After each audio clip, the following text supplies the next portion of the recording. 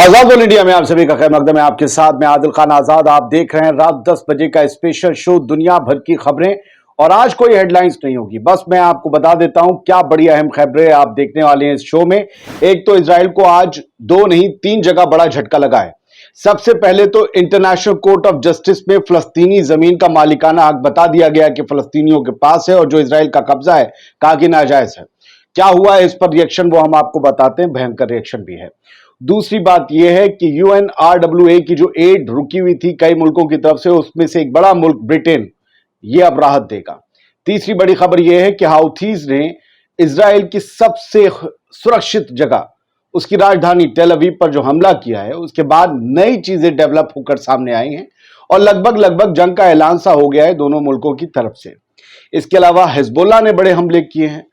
गजा में जो जुल्म है वो जारी है। यमन के हाउथीज ने आज मार्च भी निकाला है बहुत बड़ा यमन में, और यमन की आम आवाम ने भी जुम्मे के रोज।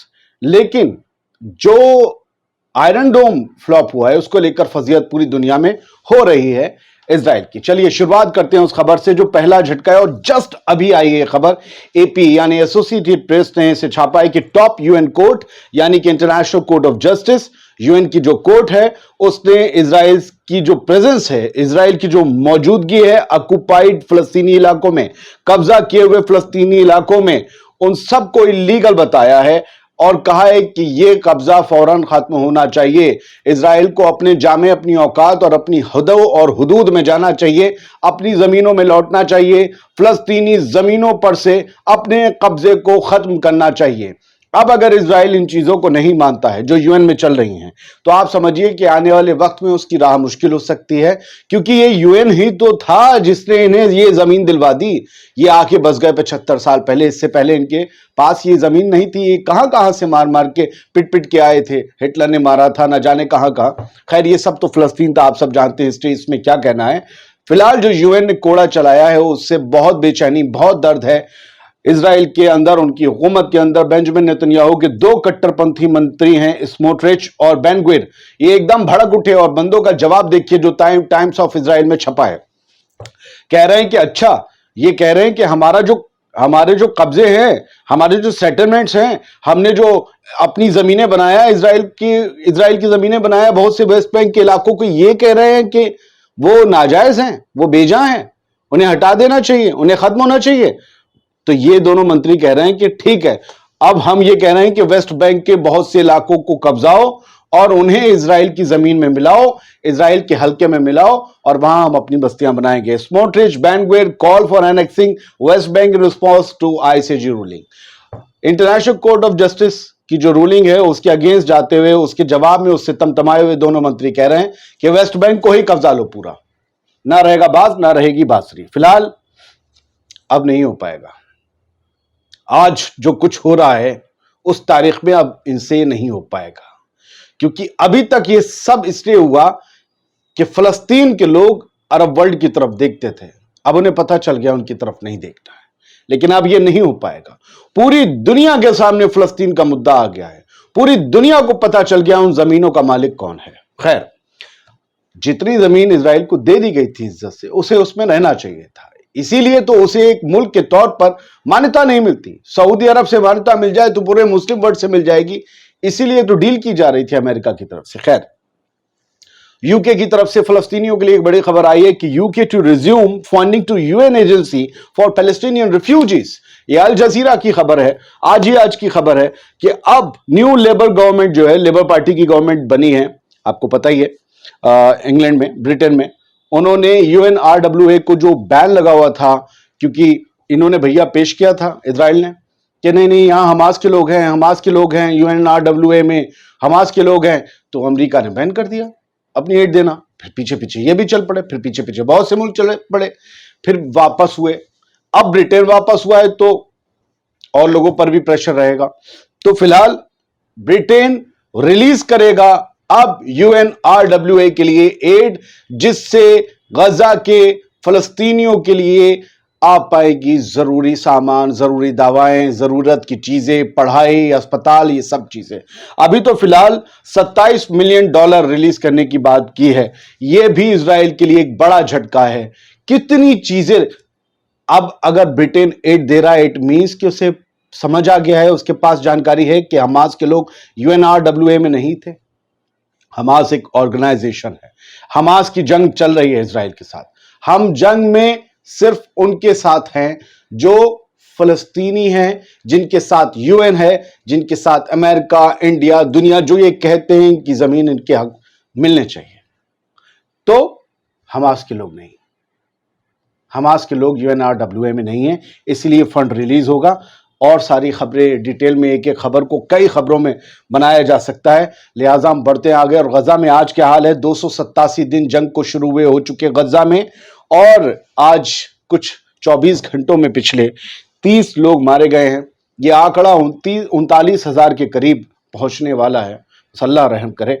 हाँ, कुछ हैपनिंग्स हैं जो मैं आपको बता देता हूं, बहुत जल्दी जल्दी। ये बड़ी हैपनिंग्स हैं, फिर हम मेन खबर पर, यमन और इजराइल की टेंशन के बीच आ जाएंगे, उस पर आ जाएंगे। ये अल जजीरा की ब्रेकिंग्स हैं, कुछ पॉइंटर्स हैं, इन्हें समझ लीजिए आप अपनी स्क्रीन पर। इजरायली वॉर प्लेन्स ने सेंट्रल गजा में निसेरियत कैंप में, रिफ्यूजी कैंप में एक घर पर बॉम्ब गिरा है, और ये सेकंड सच अटैक है पिछले 2 दिनों में। इसमें 9 लोग मारे गए हैं और कई लोग जख्मी हुए हैं। यमन के हाउथीज ने एक ऐसा ड्रोन दागा है इजराइल की राजधानी तेल अवीव पर, यूएस एम्बेसी के पास, जो जाकर टकराया है।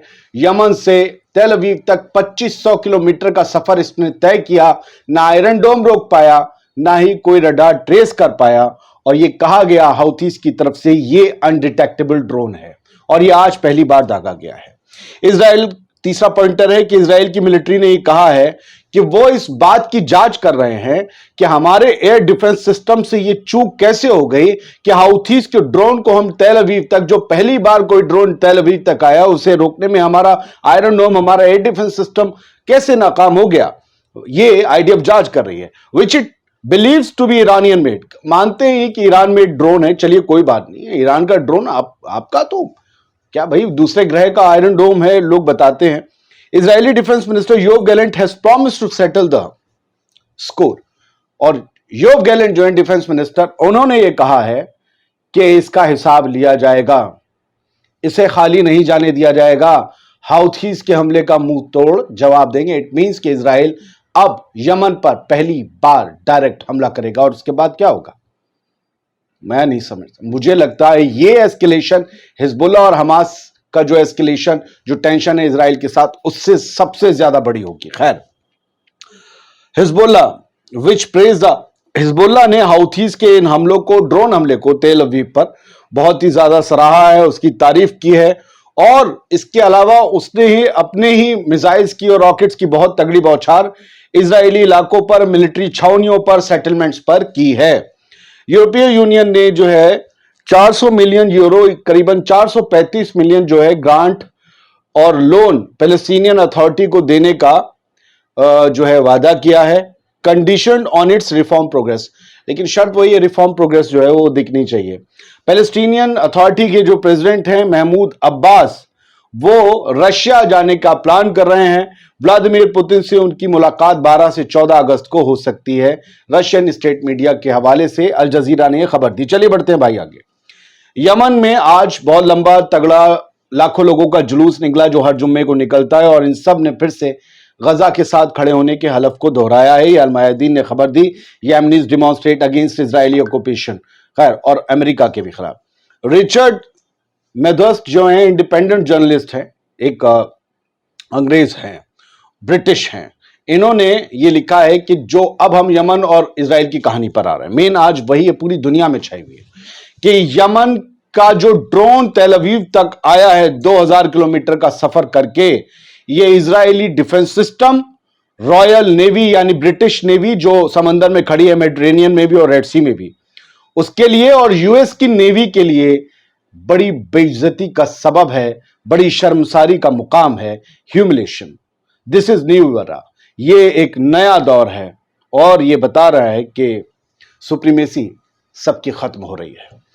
हाँ, ये पर्चा जरा देख लीजिए, ऐसे पर्चे आपने इजरायली डिफेंस फोर्स की तरफ से रफा में, गजा में बरसाते हुए देखे होंगे कि इस इलाके से उधर चले जाओ, नक्शा बना हुआ था बाकायदा, नक्शा बना हुआ था कि वो सेफ जोन है। यह पर्चा बताया जा रहा है यमन की तरफ से तैयार किया गया है इजराइल में बरसाने के लिए। और डॉक्टर मोहम्मद अजम्मल जो हैं, ये हाउथी मूवमेंट से जुड़े हुए हैं, इन्होंने ये शेयर किया है। और इसमें बाकायदा जो लिखा है सर उसे पढ़ लीजिए। ये तेल अवीव यानी इजराइल की राजधानी में रहने वाले जो यहूदी हैं उनसे कहा गया है फॉर द रेजिडेंट्स, ये हेब्रू और अरबी में लिखा है, मैं इंग्लिश में बता रहा हूं आपको। For the residents of Tel Aviv go to Negev a humanitarian zone. इन्होंने कहा है कि हम तेल अवीव के लोगों से कहते हैं कि वो नेजेव की तरफ चले जाएं। वो नेजब का इलाका एक ह्यूमैनिटेरियन जोन है, क्योंकि इन्होंने टेल अवीव को एक इनसिक्योर जोन करार दिया है। अपने मैसेज में कहा है कि इनसिक्योर जोन है, अब टेल अवीव यानी इजराइल की राजधानी हमारा प्राइमरी टारगेट है, हमारा जब जी चाहेगा हम उस पर हमले करेंगे। देखिए हुआ क्या, मैं आपको स्क्रीनशॉट दिखा रहा हूं सारे। एक ही वीडियो डाला था पिछले वीडियो में, वो काउंटर हो गया, आ ही नहीं रहा है, इसीलिए देर से आया आपके पास, इसलिए इसके बीच गैप कम है।